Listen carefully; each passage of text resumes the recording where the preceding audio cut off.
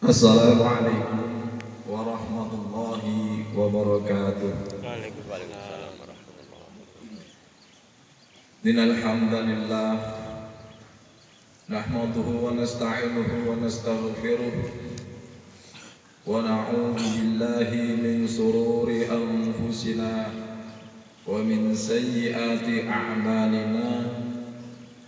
Man yahdihillahu fala mudilla lahu wa man yudlilhu fala hadiya lahu. Asyhadu an la ilaha illallah wa asyhadu anna Muhammadan abduhu wa rasuluhu la nabiyya wa la rasula ba'dah. Allahumma salli ala nabiyyina Muhammadin wa ala alihi wa ashabihi wa man tabi'ahu bi ihsani ila yaumiddin. Haitsu qala ta'ala fi kitabihil mubin, a'udzu billahi minasy syaithanir rajim. Ya ayyuhalladzina amanu taqullaha wa qulu qawlan sadida yuslih lakum a'malakum wa yaghfir lakum dhunubakum wa may yuti'illaha wa rasulahu faqad faza fawzan 'azima. Wa ya ayyuhalladzina amanu taqullaha wa kunu ma'as shadiqin. Wa qala an-nabiy sallallahu alaihi wasallam fi ahadu hadithihi ittaqillaha haitsuma kunta wa atbi' sayyi'atal hasanata tamhuha wa khaliqin nasa bi khuluqin hasanin. Allahu akbar, Allahu akbar, Allahu akbar. La ilaha illallah, Allahu akbar, Allahu akbar, walillahil hamd. Ma'asyiral muslimin, arsyadakumullah fi hayatikum. Adalah satu keniscayaan bagi setiap hamba di setiap tempat dan di setiap saat untuk senantiasa memanjatkan puji dan syukur kehadirat Allah Subhanahu wa taala atas segala limpahan kenikmatan yang telah Allah berikan kepada kita. Ketika kita mau berhitung, sungguh kita tidak akan pernah mampu menghitung. Dan ketika kita dimintai sekedar pajak sedikit saja atas nikmat yang Allah berikan kepada kita, sungguh kita tidak akan mampu. 24 jam kita telah menggunakan oksigen yang Allah berikan kepada kita. Belum pernah sekalipun Allah meminta pajak kepada kita sepeser pun. Pada ketika seseorang yang diberikan rezeki oleh Allah Subhanahu wa taala sekedar sesak napas, kemudian dia berangkat ke rumah sakit, kemudian di rumah sakit diberikan bantuan pernafasan lewat oksigen, tabung oksigen. Mari bertanya kepada orang yang pernah merasakan sehari semalam berapa oksigen yang digunakan, biaya yang diberikan untuk membeli oksigen itu. Apa yang terjadi ketika Allah Subhanahu wa taala memerintahkan kepada udara berhenti sehari semalam? Berapa biaya yang kita gunakan? Ucapan syukur alhamdulillah yang keluar dari lisan kita itu belum mampu mencerminkan bahwa kita bagian dari orang-orang yang telah bersyukur atas nikmat yang Allah berikan kepada kita.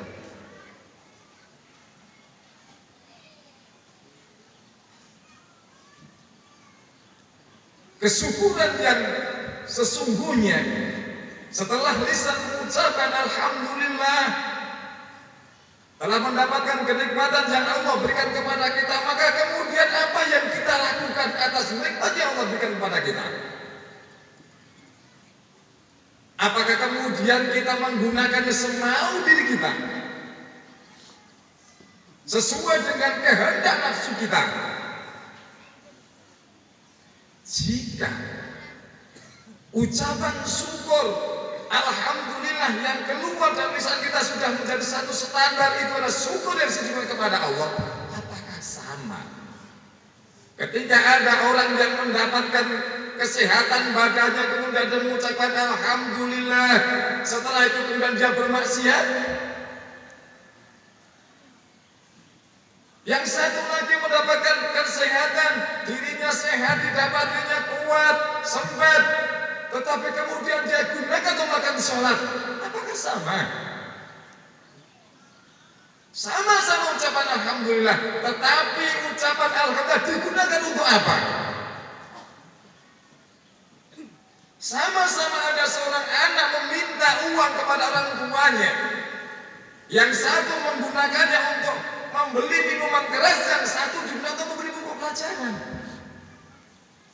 Apakah sama?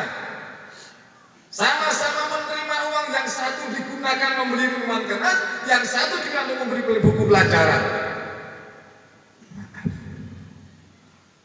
kiranya hanya orang tua yang kurang waras saja ketika orang tua merasa bangga memberikan uang kepada anak yang digunakan untuk membeli minuman keras daripada digunakan untuk membeli buku pelajaran.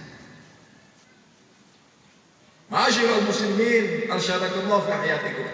Sesungguhnya Allah Subhanahu wa taala memberikan limpahan nikmat kepada kita semuanya, bukan hanya sekedar terserah. Allah lebih suka kepada seorang hamba yang mendapatkan kenikmatan kemudian diperbanjakan untuk kebaikan, bukan untuk kemaksiatan, bukan untuk keburukan. Karena sesungguhnya Allah Subhanahu wa taala sudah mengingatkan kepada kita semuanya bahwa tidak ada satupun perintah dan larangan yang Allah berikan kepada seluruh manusia di alam raya ini, tidak hanya kepada orang yang beriman, tetapi seluruh manusia, yang peraturan, yang perintah maupun larangan itu tidak ada manfaatnya. Semuanya akan kembali kepada manusia itu sendiri. Ada sebuah analogi. Ada seseorang yang membeli kendaraan baru, biasanya menggunakan mobil yang manual, kemudian tiba-tiba membeli karena ada rezeki membeli yang matic. Diperlakukan sama dengan yang manual. Apa yang terjadi? Enggak jalan. Bingung, berhenti di jalan. Kenapa? Dia harus terpaksa membuka buku panduannya. Bagaimana cara mengoperasikan mobil matic? Ternyata operasinya mobil matic dengan mobil yang manual berbeda.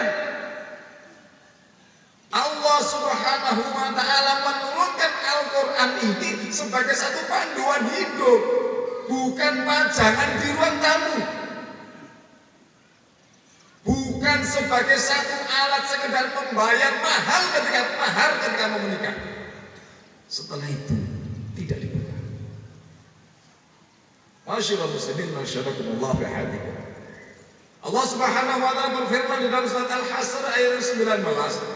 A'udzu billahi minasy syaithanir rajim.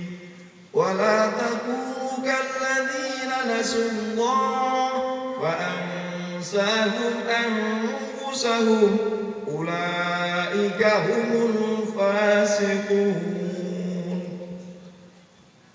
Dan janganlah kalian menjadi seperti orang-orang yang lupa terhadap Allah.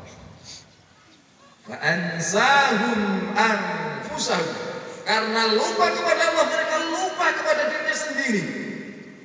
Ulaika humul fasiqun, demikianlah orang yang fasik.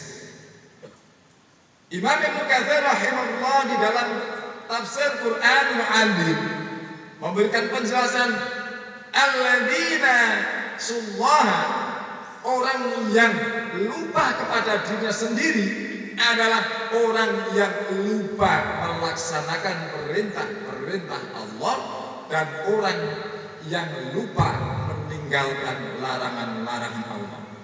Karena sebab melupakan perintah-perintah Allah, karena sebab melupakan larangan-larangan Allah, fa'ansahum anfusahum. Ibnu Katsir mengatakan orang yang kemudian karena perbuatan lalai lupa mengerjakan perintah dan meninggalkan larangan Allah, maka dia tidak akan mendapatkan manfaat dan masoleh dari perintah dan larangan itu. Karena sesungguhnya setiap perintah dan larangan itu hanya berfungsi untuk manusia itu sendiri, bukan untuk Allah. Sebulan yang lalu kita semua telah melakukan satu kewajiban. Kita semua telah dipaksa oleh Allah Subhanahu wa taala untuk mengerjakan siyamu Ramadan. Kalimat ya ayyuhalladzina amanu kutiba alaikumusiyam, dipaksa atas kalian. Kenapa dipaksa? Bagi yang tidak mampu pada saat itu harus menukar. Tidak ada istilah kemudian sudah karena saya nggak mampu kemudian ya sudahlah tahun yang akan datang saja. Tidak ada istilah begitu. Ini namanya paksa. Apa manfaat, apa masalah ketika Allah memaksa kepada seluruh kaum muslimin agar berpuasa, dipaksa berpuasa selama sebulan pada waktu bulan Ramadan? Tidak ada yang melakukan, tidak ada yang menyaksikan, dan tidak ada yang membantah bahwa yang namanya proses siyamu Ramadan itu dalam rangka satu masalah di antara sekian banyak masalah adalah untuk proses cleansing, detoksifikasi racun-racun tubuh, racun-racun yang ada dalam tubuh kita akibat makanan dan minuman kita, yang oleh orang-orang Barat hari ini di dalam bukunya The Theory of Fasting dia mengatakan bahwa yang namanya puasa itu adalah satu proses untuk pengobatan orang yang sakit. Karena orang yang sakit dipastikan dia banyak racunnya. Sehingga kalau orang yang jeke seumur-umur nggak pernah berpuasa, sama saja racunnya itu menumpuk di dalam tubuhnya. Ini tidak ada yang membantah masalah. Bahkan orang-orang non-Islam pun, orang-orang Barat pun yakin bahwa puasa itu sangat-sangat bermanfaat bagi kesehatan. Oleh karena itu, bahwa ketika orang Islam dipaksa untuk berpuasa selama 1 bulan penuh, itu tidak hanya sekedar dipaksa untuk tidak makan dan minum pada siang hari. Tetapi kalimat yang dikatakan Rasulullah SAW juga riwayat Imam Ahmad. Yaqulu asyamu wal Qur'an lil 'abdi yaumal qiyamah. Yaqulu siyam ay rabbi mana'at ta'amu fil nahari wa syahawat fa syafa'ani fi. Wa yaqulu Qur'an mana'at fil lail bin naumi fa syafa'ani fayashfi'ani. Puasa dan bacaan Al-Quran akan matur kepada Allah dan disamakan kepada seorang hamba pada hari kiamat. Puasa berkata, wahai Rabbu, orang ini dulu menahan, ngampet tidak makan dan tidak minum pada sehari, dan dia ngampet syahwat, ngampet nafsu. Saya ingin memberikan pertolongan dan syafaat kepada orang yang berpuasa ini. Dan Al-Quran pun berkata kepada Allah, Rabbi, orang ini dulu menahan tidak tidur malam untuk membaca Al-Quran. Saya ingin memberikan syafaat kepada orang yang membaca ini. Fasyafa'ani. Kedua-duanya diizinkan oleh Allah Subhanahu wa taala untuk memberikan syafaat. Kalimat ngampet, menahan diri dari makan, tidak hanya sekedar siang kuat tidak makan dan minum, Tetapi ketika pada malam hari gendam untuk makan dan minum, kemudian setelah di akhir Ramadan bobot badannya meningkat karena makannya setelah makan tidur, setelah makan tidur, maaf, masolehul manfaat dari siam tidak akan didapatkan. Sehingga orang yang melaksanakan perintah Allah dipastikan mendapatkan manfaat, dan orang yang meninggalkan perintah Allah dipastikan tidak akan mendapatkan manfaat apa-apa. Ini kalimat tegas. Ma'asyiral muslimin, arsyadakumullah fi hayatikum. Jadi Allah Subhanahu wa taala menyatakan wala taqrabuz zina. Kalimat larangan Allah, jangan dekat-dekat dengan perbuatan zina. Apa yang terjadi ketika orang melanggar, dilarang dekat-dekat perbuatan zina, tapi dia justru malah mendekatinya? Risiko pasti dia tidak mendapat masolehnya dari larangan ayat. Oleh karena itu, ma'asyiral muslimin, arsyadakumullah fi hayatikum. Pada kesempatan yang berbahagia di pagi hari ini, kita masih diberi kesempatan oleh Allah Subhanahu wa taala untuk menghirup bulan Syawal yang pada umumnya bulan Syawal sering diterjemahkan dengan bulan bersuka cita, sehingga tidak asing dan kita tidak kemudian menjadi tertegun serta terkaget-kaget ketika seluruh tempat-tempat wisata dan tempat-tempat perbelanjaan dipenuhi orang-orang Islam yang merayakan bulan Syawal setelah 1 bulan lamanya puasa Ramadan. Mari kita berpikir, apakah layak setelah sebulan kita digembleng, dilatih, dipaksa, kuliah subuh, ultum tarwih, pengajian ahad pagi, tadarus Al-Quran, qiyamul lail, pengajian menjelang buka puasa, seluruhnya aktivitas kebaikan-kebaikan, kemudian kita nodai di tempat-tempat seperti itu. Apakah layak? Ini bukan himbauan, bukan nama, tapi mari kita berpikir, janganlah kebaikan kita yang sudah kita lakukan selama 1 bulan kita nodai hal yang kecil. Kalimat Syawal itu adalah kalimat at-tarqiyah.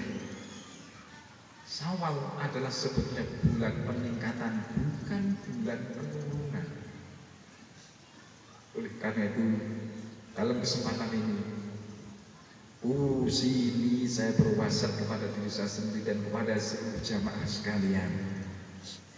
Mari kita merenung, mari kemudian kita mencermati, kita tintini, kita pilih dan kita pilah. Seberapa tahun waktu yang Allah berikan kepada kita, umur yang diberikan kepada kita, sudah seberapa banyak amal kebaikan yang kita lakukan, dan seberapa banyak amal kemaksiatan yang kita lakukan. Jangan sampai kita menjadi seorang saudagar, dagangannya selalu habis, tetapi tidak pernah dievaluasi, sehingga tahu-tahu dagangan habis, modal pun juga habis. Jangan menjadi orang yang begitu. Sekali lagi, hidup kita hanya sementara. Ini ada satu proses perpindahan alam. Setelah kita melewati alam yang disebut dengan alam kandungan ibu, sekarang kita mengalami hidup di alam dunia ini. Setelah di alam dunia ini, kita akan mengalami yang disebut dengan alam kubur. Kemana? The final goal, al-akhirah. Tujuan akhir kita adalah alam akhir, yaitu alam kelanggengan kalau orang Jawa dulu menyebut. Yang setelah itu tidak ada alam lagi. Bahagia selamanya, susah selamanya. Hidup di dunia bahagia hanya sementara, susah juga hanya sementara. ulang dan nantinya saya mohon maaf. Mudah-mudahan yang sedikit ini bisa memberikan sebagai satu kalimat tadzakur kepada kita semuanya. Mudah-mudahan kita diberikan kemampuan oleh Allah Subhanahu wa taala untuk menjadi orang yang semakin mampu meningkatkan kualitas amal kita sepeninggal bulan Ramadan. Alhamdulillahirabbil alamin. Innallaha wa malaikatahu yusholluna 'alan nabi. Ya ayyuhalladzina amanu shollu 'alaihi wa sallimu taslima. Warḍa'ana ma'hum bi rahmatillah ya arhamar rahimin. Amin. Allahumma ighfir lil muslimina wal muslimat wal mu'minina wal mu'minat al ahya'i minhum wal amwat. Allahumma ashrih lana fi dinina wa wasi' lana fi darina wa barik lana fi rizqina. Allahumma ansur man nasarani. Allahumma ansur man nasarani. Allahumma ansur man nasarani. Allahumma ansur ikhwani fi anha'il alam. Allahumma afriq alaina sabra wa thabbit aqdamana wansurna 'ala al-qawmil kafirin.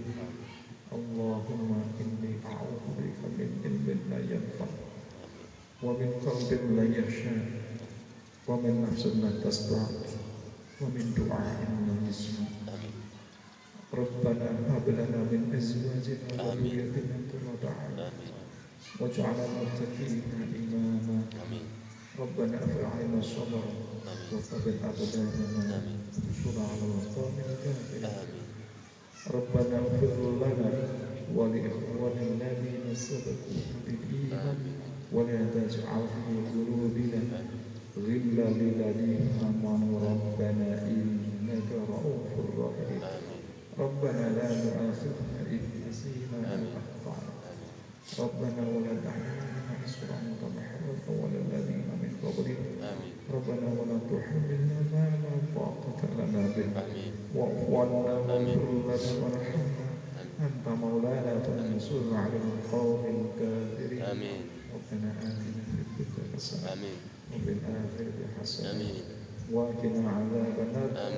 Walhamdulillahi rabbil alamin. Billahi taufiq wal hidayah. Wassalamualaikum warahmatullahi wabarakatuh. Waalaikumsalam.